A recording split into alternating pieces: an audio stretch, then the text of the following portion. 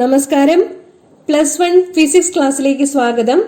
ഇക്കഴിഞ്ഞ 2 ക്ലാസ്സുകളിൽ +1 ഫിസിക്സ് മാതൃകാ ചോദ്യോത്തരങ്ങളാണ് ചർച്ച ചെയ്തുകൊണ്ടിരിക്കുന്നത്. കുറെ പേരത് കാണുന്നുണ്ട് എന്നതിൽ സന്തോഷം അറിയിക്കുന്നു. പഠിപ്പിക്കുന്ന കാര്യങ്ങൾ മനസ്സിലാവുന്നുണ്ടെന്നാണ് വിശ്വസിക്കുന്നത്. നിങ്ങളുടെ views, subscriptions, likes, comments, shares എല്ലാം ചാനലിന്റെ വളർച്ചയ്ക്ക് അത്യാവശ്യമാണ്. തുടർന്ന് ക്ലാസ്സുകൾ എടുക്കാൻ എനിക്ക് പ്രചോദനമാണ്. ഞാനൊരു ഹയർ സെക്കൻഡറി സ്കൂൾ അധ്യാപികയാണ്. 10ലേറെ വർഷങ്ങളിലെ എന്റെ അധ്യാപന പരിചയം വിദ്യാർത്ഥി സമൂഹത്തിന് പ്രയോജനപ്പെടണം എന്ന പ്രത്യാശയിലാണ് യൂട്യൂബില് വീഡിയോ ക്ലാസ്സുകൾ തുടങ്ങിയത്. അധ്യാപകരെ സംബന്ധിച്ച് എല്ലാ വിദ്യാർത്ഥികളും തുല്യരാണ്. നിങ്ങൾക്ക് കൈത്താങ്ങാകുവാൻ എന്റെ ക്ലാസുകൾ സഹായിക്കുന്നുണ്ടെങ്കിൽ കൃതാർത്ഥയായി. ദയവായി സ്മിത ഹരിദാസ് എന്ന എന്റെ വീഡിയോ ചാനൽ സബ്സ്ക്രൈബ് ചെയ്യണം. അടുത്തുള്ള ബെൽ ബട്ടൺ അമർത്തി ഓൾ എന്ന ഓപ്ഷൻ കൊടുക്കണം. അങ്ങനെയെങ്കിൽ ഞാൻ അപ്ലോഡ് ചെയ്യുന്ന ക്ലാസുകളുടെ നോട്ടിഫിക്കേഷൻ നിങ്ങൾക്ക് ലഭിക്കുന്നതായിരിക്കും. വ്യൂസ് കൂടിയാൽ വീഡിയോ ക്ലാസുകൾ കൂടുതൽ വിദ്യാർത്ഥി സമൂഹം ഏറ്റെടുക്കും. എന്റെ ഉദ്യമം സഫലമാകും. ഇന്നലെ 7ാമത്തെ ചോദ്യോത്തരമാണ് ചർച്ച ചെയ്തത്. ഇനി സമയം കളയാതെ 8ാമത്തെ ചോദ്യത്തിലേക്ക് കടക്കാം. So get ready to study. Okay, ചോദ്യം വായിക്കുന്നു.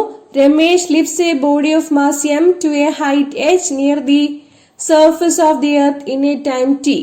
Draw the force displacement graph. m മാസുള്ളൊരു വസ്തുവിനെ h ഉയരത്തിലേക്ക് t സമയം കൊണ്ട് ഉയർത്തുകയാണ്.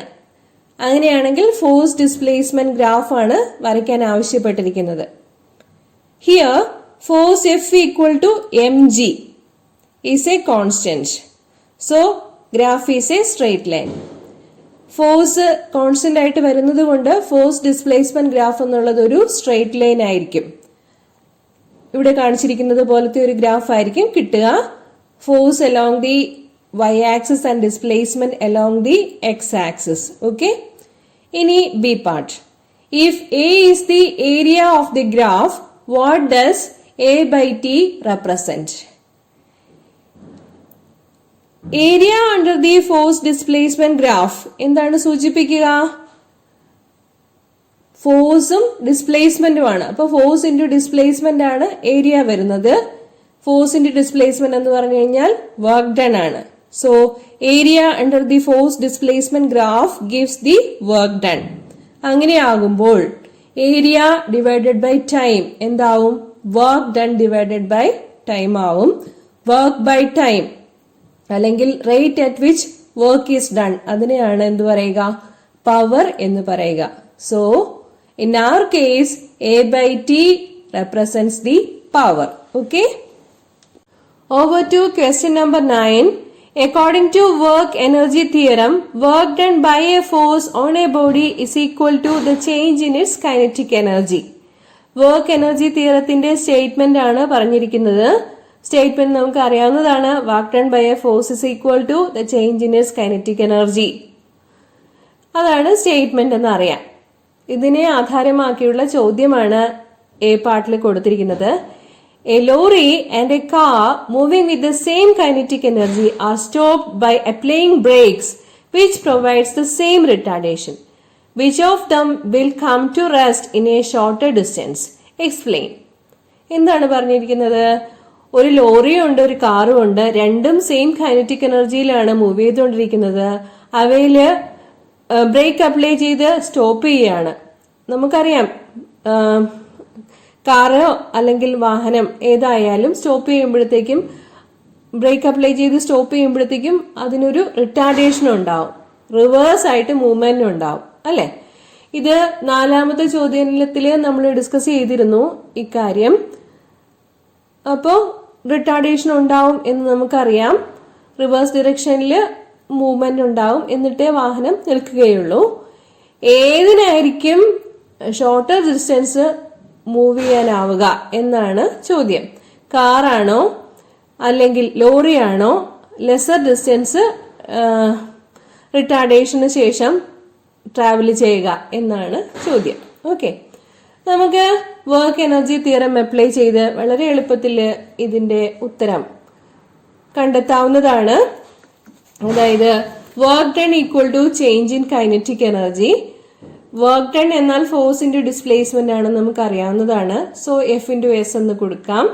കൈനറ്റിക് എനർജി മുഴുവൻ എഴുതാതെ കെ എന്ന് മാത്രം എഴുതാം. ഇനി രണ്ട് കേസുകളാണ് ഇവിടെ തന്നിരിക്കുന്നത്. കൈനറ്റിക് എനർജി കാറിന്റെയും ലോറിയുടെയും സെയിം ആണെന്ന് തന്നിട്ടുണ്ട്.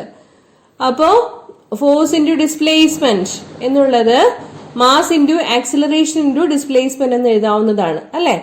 ഫോഴ്സ് എന്നാൽ ആക്സിലറേഷൻ ഉണ്ടാവുന്ന അവസ്ഥയാണ്. ഫോഴ്സ് അപ്ലൈ ചെയ്യുമ്പോൾ ആക്സിലറേഷൻ ഉണ്ടാവും. So F equal to M A ന്യൂട്ടന്റെ ഇക്വേഷൻ ആണ്. So F equal to M A എന്നുള്ള ഇക്വേഷൻ കൊടുത്തു കഴിയുമ്പോൾ mass into acceleration into displacement അതായിരിക്കും കൈനറ്റിക് എനർജിക്ക് കിട്ടുക. രണ്ട് കേസസ് ഇവിടെ അപ്ലൈ ചെയ്യാം, കാറിനും ലോറിക്കും. കാറിന്റെ കാര്യം സൂചിപ്പിക്കാൻ വേണ്ടിയിട്ട് സി എന്ന സഫിക്സ് കൊടുക്കാം. ലോറിയുടെ കാര്യം സൂചിപ്പിക്കാൻ വേണ്ടിയിട്ട് എൽ എന്ന സഫിക്സ് കൊടുക്കാം. അപ്പോൾ നമ്മുടെ ഇക്വേഷൻസ് ഇങ്ങനെയായിരിക്കും: M C A C S C equal to M L A L S L. ഇവിടെ പറഞ്ഞിരിക്കുന്നത് രണ്ടിനും സെയിം റിട്ടാർഡേഷൻ ഉണ്ടാവുന്നു എന്നാണ്. അതായത് എ വാല്യൂസ് രണ്ടിന്റെയും സെയിം ആണ്. ഓക്കെ, അപ്പൊ ഇക്വേഷൻ എങ്ങനെ മാറും? M C S C equal to M L S L എന്നായിരിക്കും. ഇനി റേഷ്യോ എടുക്കാം. Okay, M C by M L equal to S L divided by S C. ഇതെന്താണ് ഈ ഇക്വേഷൻ പറയുന്നത്? Ratio of masses of car and lorry. നമുക്കറിയാം mass of car is less than the mass of lorry. അങ്ങനെ ആവുമ്പോ ഇക്വേഷനിൽ നിന്ന് എന്താ കിട്ടുന്നത്? S L less than S C എന്നാണ്. S L less than S C എന്ന് പറഞ്ഞു കഴിഞ്ഞാൽ എന്താണ് അതിന്റെ അർത്ഥം? Lorry travels lesser distance than the car. Okay, അപ്പോ ഒരേ കൈനറ്റിക് എനർജിയിൽ മൂവ് ചെയ്യുന്ന കാറിനെയും ലോറിയെയും ബ്രേക്ക് അപ്ലൈ ചെയ്ത് നിർത്തുമ്പോ രണ്ടിനും റിട്ടാർഡേഷൻ ഉണ്ടാവും. റിട്ടാർഡേഷൻ കാരണം കുറച്ച് ഡിസ്റ്റൻസ് ട്രാവൽ ചെയ്യുന്നത് ഏതായിരിക്കും? കൂടുതൽ മാസമുള്ള ലോറി ആയിരിക്കും. ഓക്കെ, അതാണ് നമ്മുടെ പ്രോബ്ലം. ഇനി നമുക്ക് 9ാമത്തെ ചോദ്യത്തിന്റെ ബി പാർട്ടാണ് ഡിസ്കസ് ചെയ്യാനുള്ളത്. സെയിം ക്വസ്റ്റ്യൻ തന്നെ. If the kinetic energy of A body is doubled, what is the percentage change in it's linear momentum? Okay, kinetic energy double ആവുകയാണെങ്കിൽ പെർസെന്റേജ് എറർ ലീനിയർ മൊമെന്റത്തിലെ എത്രയാകും എന്നാണ് ചോദ്യം. അവിടെയും നമുക്ക് ഇക്വേഷൻ അപ്ലൈ ചെയ്ത് കണ്ടുപിടിക്കാൻ പറ്റുന്നതാണ്. Kinetic energy equal to half M V square. M മാസുള്ള ബോഡി വി വെലോസിറ്റിയിൽ മൂവ് ചെയ്യുകയാണെങ്കിൽ നമുക്കറിയാം kinetic energy half M V square എന്നാണ്. പക്ഷേ മൊമെന്റം പി എന്നാൽ മാസ് ഇൻറ്റു വെലോസിറ്റി ആണ്. അങ്ങനെ ആകുമ്പോ ഹാഫ് എം വി സ്ക്വയറിന് പകരം മൊമെന്റത്തിന്റെ ടേംസിൽ കൈനറ്റിക് എനർജിയെ P square divided by 2m എന്ന് എഴുതാവുന്നതാണ്. അതിൽ നിന്ന് പി വാല്യൂ, മൊമെന്റം വാല്യൂ കിട്ടുന്നത് റൂട്ട് ഓഫ് 2m ke എന്നായിരിക്കും. ഇക്വേഷൻ നമ്പർ 1 എന്നതിനെ മാർക്ക് ചെയ്യാം. ഇനി കൈനറ്റിക് എനർജി ഡബിൾ ചെയ്താൽ പെർസെന്റേജ് എറർ ഇൻ മൊമെന്റം കണ്ടുപിടിക്കാൻ ആവശ്യപ്പെട്ടിരിക്കുന്നത് കൊണ്ട് കൈനറ്റിക് എനർജിക്ക് ട്വൈസ് ആകുന്നു എന്നുള്ള കണ്ടീഷൻ കൊടുക്കാം. ഓക്കെ, സോ നമ്മുടെ equation root of 2 into 2m ke എന്നായിട്ട് മാറും കൈനറ്റിക് എനർജി ഡബിൾ ആവുമ്പോൾ. അന്നേരം മൊമെന്റത്തിന് സ്വാഭാവികമായ വ്യത്യാസം ഉണ്ടാവും. ന്യൂ മൊമെന്റം P1 ആണെന്നിരിക്കട്ടെ. അന്നേരം ഇക്വേഷൻ വരുന്നത് P1 equal to root of 2 into 2m ke എന്നായിരിക്കും. റൂട്ട് ഓഫ് 2m ke എന്ന് പറഞ്ഞാൽ നമ്മുടെ ആദ്യം ഉണ്ടായിരുന്ന മൊമെന്റം P ആണ്. So now the momentum expression will be P1 equal to root 2P എന്നായിരിക്കും. ഓക്കെ, അപ്പോൾ നമുക്ക് മൊമെന്റത്തിന്റെ രണ്ട് വാല്യൂസ് കിട്ടിക്കഴിഞ്ഞു. അങ്ങനെ ആകുമ്പോൾ പെർസെന്റേജ് എറർ അല്ലെങ്കിൽ പെർസെന്റേജ് ചേഞ്ച് ഇൻ മൊമെന്റം കണ്ടുപിടിക്കാൻ പറ്റുന്നതാണ്. Percentage change in momentum equal to change in momentum divided by initial momentum into 100% എന്നുള്ളതാണ്. ചേഞ്ച് ഇൻ മൊമെന്റം എന്നാൽ P1 മൈനസ് P ആണ്. ആദ്യം ഉണ്ടായിരുന്ന മൊമെന്റം പി ആണ്. So percentage change in momentum അല്ലെങ്കിൽ percentage error in മൊമെന്റത്തിന്റെ ഇക്വേഷൻ നമുക്ക് ഇങ്ങനെ എഴുതാം. Delta P equal to P1 minus P divided by P into 100%. P1 value കണ്ടുപിടിച്ച് വെച്ചിട്ടുണ്ട്, √2p ആണ്. ആദ്യത്തെ പി വാല്യൂ അങ്ങനെ തന്നെ കൊടുക്കാം. സോ √2p മൈനസ് പി, എന്നാൽ √2ന്റെ വാല്യൂ അറിയണം. √2ന്റെ വാല്യൂ എത്രയാണ്? 1.414 ആണ് അല്ലെ. ഇവിടെ പി എന്നുള്ളത് ന്യൂമറേറ്ററിലും ഡിനോമിനേറ്ററിലും ക്യാൻസൽ ആയി പോകും. പിന്നെ ആകെ എന്തായിരിക്കും വരുന്നത്? √2 മൈനസ് 1 ഇൻറ്റു 100 എന്നായിരിക്കും. √2ന്റെ വാല്യൂ 1.414 ആണ്. 1.414 മൈനസ് 1 ഇൻറ്റു 100 എന്നായിരിക്കും കിട്ടുക. 1.414 മൈനസ് 1 നമുക്കറിയാം, അത് 0.414 ആണ്. 0.414 ഇൻറ്റു 100 പെർസെന്റേജ് എറർ അല്ലെങ്കിൽ കിട്ടുന്നത് 41.4% എന്നായിരിക്കും. ഓക്കെ, ഇത് പലപ്പോഴും ചോദിക്കാറുള്ളൊരു ചോദ്യമാണിത്. നല്ല ക്വസ്റ്റ്യൻ ആണ്, മനസ്സിലായി കാണും എന്ന് വിചാരിക്കുന്നു. Okay, kinetic energy of rolling motion. Roll ചെയ്യുന്നൊരു ബോഡിയാണ് ഇവിടെ കാണിച്ചിരിക്കുന്നത്. റോളിംഗ് ബോഡിയെ സംബന്ധിച്ചിടത്തോളം അതിന് ട്രാൻസ്ലേഷണൽ കൈനറ്റിക് എനർജിയും റൊട്ടേഷണൽ കൈനറ്റിക് എനർജിയും ഉണ്ട്. മൂവ് ചെയ്ത് കഴിഞ്ഞാൽ കിട്ടുന്ന എനർജിയാണ് കൈനറ്റിക് എനർജി എന്ന് നമുക്കറിയാം. ട്രാൻസ്ലേഷണൽ കൈനറ്റിക് എനർജിയും അതുപോലെ റൊട്ടേഷണൽ കൈനറ്റിക് എനർജിയും. ട്രാൻസ്ലേഷൻ മോഷനും റൊട്ടേഷണൽ മോഷനും എന്താണെന്നൊക്കെ മുൻ ക്ലാസ്സുകളിൽ എക്സ്പ്ലെയിൻ ചെയ്തിട്ടുണ്ട്. അതൊന്ന് നോക്കണം സംശയമുള്ളവര്. കൈനറ്റിക് എനർജിയുടെ expression, kinetic energy of a rolling body equal to rotational kinetic energy plus translational kinetic energy. Rotational kinetic energy ½I⍵² ആണ്, where I is the rotational inertia, മാസിന്റെ സ്ഥാനത്ത് വരുന്നത്. വെലോസിറ്റിയുടെ സ്ഥാനത്ത് റൊട്ടേഷണൽ മോഷനിലെ ആംഗുലർ വെലോസിറ്റി ഒമേഗയാണ്. ഓക്കെ, ട്രാൻസ്ലേഷൻ കൈനറ്റിക് എനർജി നമുക്കറിയാം, ½mv². Centre of മാസിന്റെ വെലോസിറ്റിയാണ് എടുക്കുക, അതുകൊണ്ട് ½mvcm² എന്ന് കൊടുക്കും. ഇനി മൊമെന്റ് ഓഫ് ഇനർഷ്യയും റേഡിയസ് ഓഫ് ജൈറേഷനും തമ്മിലുള്ള റിലേഷൻഷിപ്പ് അറിയാം, I equal to mk². Radius of ജൈറേഷനെ കുറിച്ചും ക്ലാസ് എടുത്തിട്ടുണ്ട്. സംശയമുള്ളവര് ആ വീഡിയോ റെഫർ ചെയ്യണം. I equal to mk². Centre of മാസിൽ നിന്നും ആക്സിസ് ഓഫ് റൊട്ടേഷനിലേക്കുള്ള ഡിസ്റ്റൻസിനെയാണ് റേഡിയസ് ഓഫ് ജൈറേഷൻ എന്ന് പറയുക. ഇനി k equal to ½I⍵² plus ½mvcm² values substitute ചെയ്ത് കൊടുക്കുക. ഏതിനൊക്കെയുള്ള വാല്യൂസ് സബ്സ്റ്റിറ്റ്യൂട്ട് ചെയ്ത് കൊടുക്കേണ്ടത്? ഐക്ക് പകരം mk² സബ്സ്റ്റിറ്റ്യൂട്ട് ചെയ്ത് കൊടുക്കണം.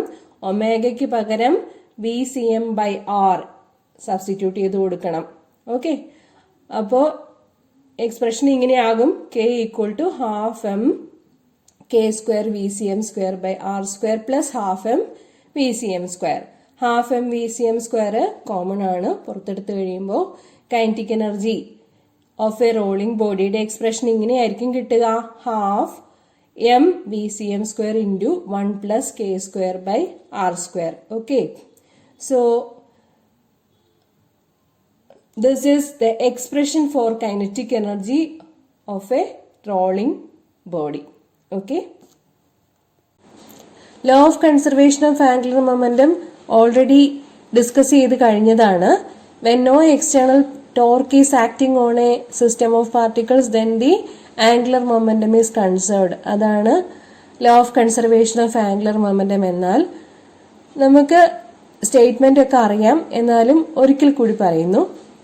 ടോ ഈക്വൽ ടു dl/dt എന്നുള്ളതാണ് ടോർക്കിന്റെ equation, rate of change of angular momentum. External torque act ചെയ്യുന്നില്ല എങ്കിൽ, റൊട്ടേറ്റിംഗ് ഇഫക്റ്റ് ഓഫ് ഫോഴ്സ് ഉണ്ടാവുന്നില്ല എങ്കിൽ dl/dt 0 ആയിരിക്കും. അതിന്റെ അർത്ഥം L എന്നത് കോൺസ്റ്റന്റ് ആണ്. L എന്നാൽ angular momentum. But L equal to I⍵ എന്ന് നമുക്കറിയാം, where I is the moment of inertia and omega is the angular velocity of the body. അപ്പോൾ law of conservation of angular മൊമെന്റത്തിന്റെ statement ഇതാണ്: if no external force is acting on the body, then the product of moment of inertia I and the angular velocity omega about the axis of rotation must remain a constant. Okay, ഈ കേസിൽ I omega എന്ന product constant ആയിട്ട് നിൽക്കണമെന്നുണ്ടെങ്കിൽ moment of inertia കൂടുകയാണെങ്കിൽ angular velocity കുറയണം, angular velocity കുറയുകയാണെങ്കിൽ moment of inertia കൂടണം. എന്നാൽ മാത്രമേ എന്താവുകയുള്ളൂ, എക്സ്റ്റേണൽ ടോർക്ക് അനുഭവപ്പെടാത്ത കേസിൽ ആംഗുലർ മൊമെന്റം കൺസേർവ്ഡ് ആയിട്ടിരിക്കുകയുള്ളൂ. ഓക്കെ, ഒരു ക്വസ്റ്റ്യൻ കൂടി ചെയ്യാം.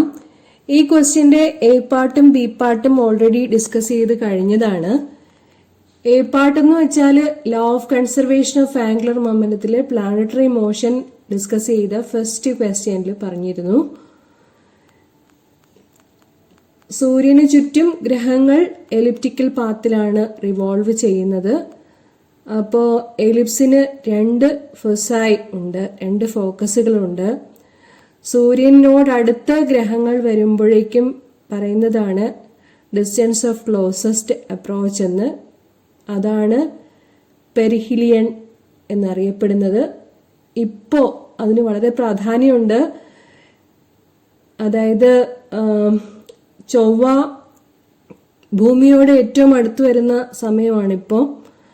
ഒക്ടോബർ 13, 14, 15 ദിവസങ്ങളിലൊക്കെ ചൊവ്വ ഭൂമിയോട് ഏറ്റവും അടുത്ത് വന്നിരിക്കുന്നത് അത് പെരിഹിലിയൻ ആണ്. ഇനി 2035 ഇതുപോലെ ഒരു അവസ്ഥ വരുള്ളൂ എന്നാണ് പറയുന്നത്. എന്തായാലും ഇവിടെ നോക്കൂ, ഇപ്പോൾ പെരിഹിലിയൻ ആവുമ്പോഴേക്കും ആംഗുലർ സ്പീഡ് കൂടുതലായിരിക്കും. പ്ലാനറ്റ്സ് സൂര്യനോട് അടുത്ത് വരുന്ന സമയത്ത് ആംഗുലർ സ്പീഡ് കൂടുതലായിരിക്കും. കാരണം R അവിടെ കുറവാണ്.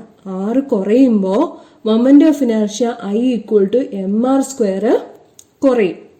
mr² I കുറയുമ്പോൾ ആംഗുലർ വെലോസിറ്റി കൂടും.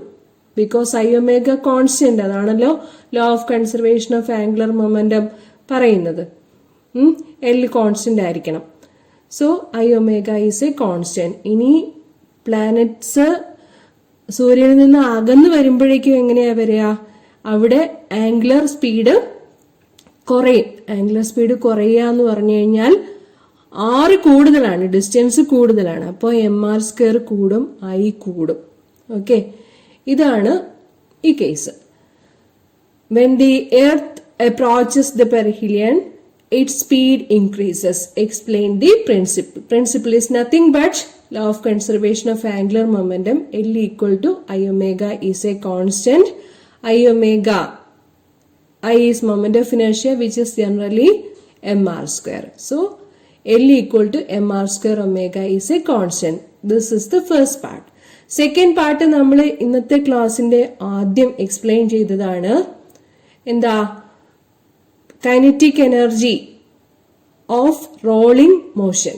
അതാണ് ഈ second part. A body rolls over a horizontal smooth surface without slipping with a translational kinetic energy E. Show that the kinetic energy of the body is E into 1 plus k²/r², where k is the radius of gyration and r is the radius of the body. Using the above relation, find the total kinetic energy of a circular disc എന്നാണ് ചോദിച്ചിരിക്കുന്നത്. Question തന്നതിൽ ഒരു ചെറിയ mistake ഉണ്ട്, പക്ഷെ answer workout ചെയ്തിരിക്കുന്നത് correct തന്നെയാണ്.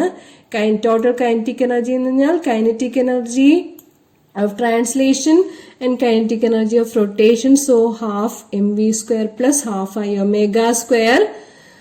I omega² നമ്മുടെ equation വരുന്നത് ½ mv² plus ½ mk² omega² ആണ് കേട്ടോ. ഇവിടെ ഒരു m വിട്ടുപോയിട്ടുണ്ട്. നേരത്തെ ഈ ക്ലാസിന്റെ തുടക്കത്തിൽ എക്സ്പ്ലെയിൻ ചെയ്തതാണ്. ആ ഡെറിവേഷൻ ഒന്ന് നോക്കിക്കോളൂ. ½ mk² omega², പിന്നെ angular velocity omega = v/r. Okay, v = r omega എന്നുള്ള റിലേഷനാണ്. Linear velocity v = r into rotational velocity omega, angular velocity omega. ആ റിലേഷൻ വരുമ്പോഴേക്കും ½ mv² പുറത്തെടുത്ത് കഴിയുമ്പോൾ കിട്ടുന്നത് half M V square into 1 plus K square by R square എന്നാണ്.